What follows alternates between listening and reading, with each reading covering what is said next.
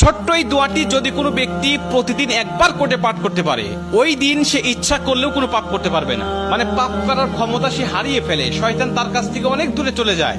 নবীজি বলছেন, যদি কোনো ব্যক্তি এই দোয়াটা মাত্র একবার পাঠ করে, যেদিন সে পাঠ করবে ওই দিন শয়তান চিৎকার করে কাঁদতে থাকে, চিৎকার করে আওয়াজ দিয়ে বলতে থাকে যে আজকে সারাদিন তুই আমার ওয়াসওয়াসা থেকে মুক্ত হয়ে গেলি, আমি ইচ্ছা করেও আজকে তোকে আর ধোঁকা দিতে পারবো না, তুই আজকে আর কোনো পথভ্রষ্টের কাজ করতে পারবি না, তুই সেটা আমার কাছ থেকে মুক্ত হয়ে গেলি। মানে এই দোয়াটার এতটাই পাওয়ার, এতটাই ক্ষমতা আল্লাহ পাক দিয়ে দিয়েছেন। অতএব আমরা এই দোয়াটা মুখস্থ রাখবো, ছোট্ট একটি দোয়া মুখস্থ করে প্রতিদিন আমরা তেলাওয়াত করব।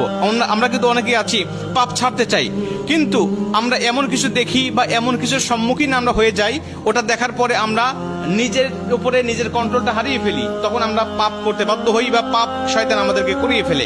এজন্য যদি আমরা প্রতিদিন অন্তত ফজরের নামাজের পরে এই দোয়াটা যদি পাঠ করতে পারি, তাহলে আমরা কিন্তু শয়তান থেকে মুক্ত থাকবো ওই দিন সারাদিন। আর শয়তান থেকে মুক্ত থাকার কারণে আমরা ইচ্ছা করলে ওই দিন পাপ করতে পারবো না।